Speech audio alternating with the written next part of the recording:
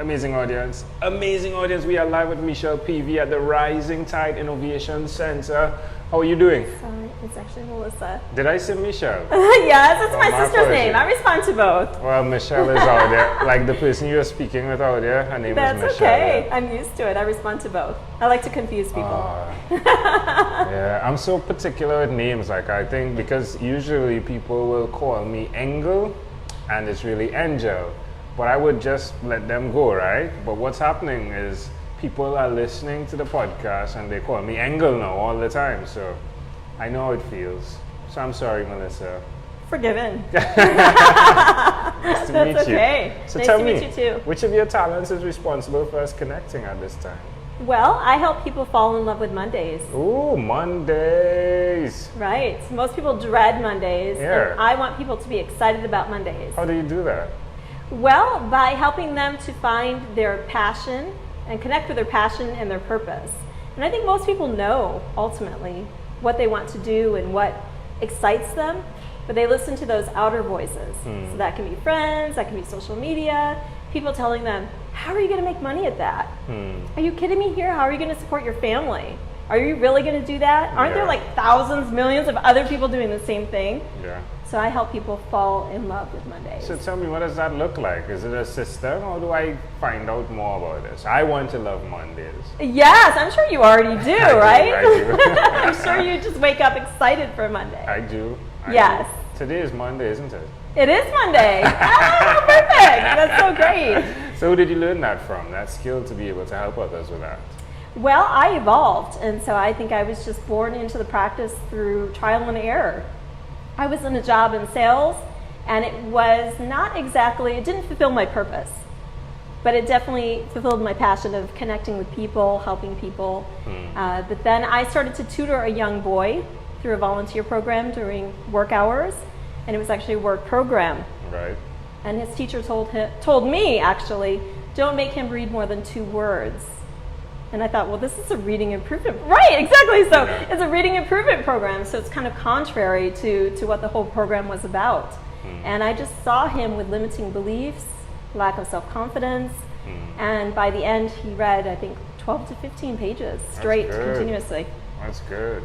And I thought, how many other people go through their day wanting to do something, but they listen to those outer voices. They listen to people around them saying, you can't do that. How are you going to do that?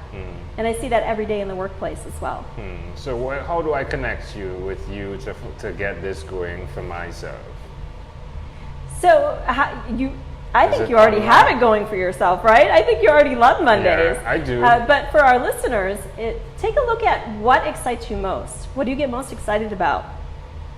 What do you stand for? What do you stand against?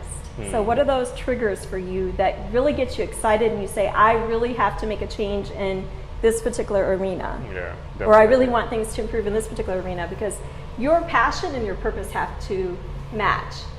You can be passionate about something, like I love to sing karaoke, but I don't think I'm going to make a living at it, right? Yeah. It's something that I love doing. It's something that I really enjoy as a hobby, but it's not something that connects with my purpose. Where online do you exist? I am on LinkedIn. There we go. Yes, of course, Facebook. Yes, I can find you at Michelle. I did that purposefully. Melissa. I just did. I was just playing. Yeah. So I can find you, Melissa Peavey, right? Yes. What's one other thing you've done consistently over the last 3 years? I would say to really build my home in this area, because I was traveling for so long. Over 10 years, I traveled around the world and visited other places, been to over 70 different countries, and now really making this my home and growing and developing. How does that make you feel, knowing that you've visited all of these countries? Well, of course I want to visit more, but it makes me excited to know that I've had a chance to see such beauty in the world. And now I'm excited for my next step, which is really just having a base, building that foundation here with relationships and friendships, and being able to have a base to go in and out from when I travel. St. Petersburg is pretty interesting, isn't it? I love St. Petersburg. Yeah, it's beautiful. And the wind was blowing, and then this co-working space, are you familiar with it? I actually just became familiar with it today. Oh, that's it's phenomenal. Yeah. This was actually 2.5 months ago. I lived in this area, and I just moved closer to where my full-time corporate role is. Okay, all right. Yes. Yeah, it is a beautiful place. So why will you continue to be that person who travels and who expands? It's so important to understand how other people live, how they think, why things are the way that they are. If you only stay within the US and you don't allow yourself to expand and to grow and to see things from a different perspective, you will come with a limited point of view and a very closed mind, I feel. That's good. How is the child that you were helping? How is he going with the 15 words, the 15 pages instead of the 2 words? How has he expanded? Well, I imagine that he has grown. I kept in touch with him for a few years after our experience, and he really grew from that. He came from a very rough situation in terms of growing up, but I just can only imagine that he has grown from that. That's good. Well done. Well, let's switch gears for a moment. Let me invite you into my time machine that is surrounded with beautiful, warm, blue Caribbean water. What is your earliest childhood memory? I remember being about 3 years old and going with a friend, collecting change, and going up to the YMCA to purchase some snacks on my own. And I remember my mother not knowing anything about this. And then me getting home and hearing about it. Where were you? Yeah. How old were you in that memory? I think I was 3 years old. Why do you think that memory is so clear? I think it's clear because I just remember at that time I was just really focused on what I wanted to do, and I was independent and maybe a little rebellious. And I was on a mission. I knew exactly what I wanted to do and didn't ask for permission. I just went for it. How do you see that memory connecting to who you are today?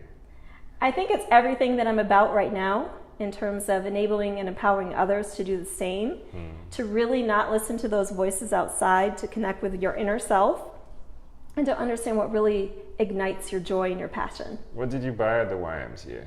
Oh, well, I think it was potato chips. It wasn't the healthiest of options. But I was 3. Yeah. Well, that's great. If we fast forward to when you were 12, what was your favorite song? I would say Madonna's Papa Don't Preach. Wow. It's rebellion all the way around. Yes! That's intriguing. I think it connects to who you are, right? Just seeing that child being able to get that money and go get that thing. Yeah. In terms of you now being the individual that helps other people get what they desire and get the thing they need. So that's just pretty good how that connects to that little memory there. Yeah? Excellent. Yes, I agree. That's amazing. All right, well, we've arrived at our destination. But before we get off of this time machine, there's a small declaration form. So it's yes or no, possibly a bit more. Are you ready? Yes, I'm ready. Have you chosen someone to pass on your skills to? I'm choosing to pass on to as many people as possible the permission to live a life of joy and happiness and to connect with your passion and purpose. Are you married? Not yet. Do you have children? I do not. Do you believe in God? I do. I believe in a spiritual higher being, yes. Do you have an inner circle of friends? Yes. Do you watch TV for more than 3 hours a day? I do not. How about 3 hours a week? Yes. What about screen time, the phone and or the computer? Is it more than 8 or less than 8 hours a day? Less than 8. All right. If you had to share with us your own unique, real statement, a statement that represents Melissa Peavey, what would you say that is? Live your life full of joy. Find the fun in everything that you do, and connect with your inner passion and purpose. Love it, Melissa Peavey. This was a great pleasure. Before you leave, is there anything else you'd like to share with our amazing audience? Well, I would say definitely connect with your passion and purpose. Don't listen to those outer voices. Continue to forge your path with joy and dignity. And I would also like you to connect with me on empoweredmindset.com. It's empowered without the E in the beginning, so MPOWERED, mindset.com. And it's Melissa Peavey. I love it, Michelle. Joking. Melissa, thank you for being on What is Inspired by 12-Minute Convos with Angel Jones. Thank you so much, Angel. Did you have fun? Thank you, I did. Thank you so much. Love it, you're welcome.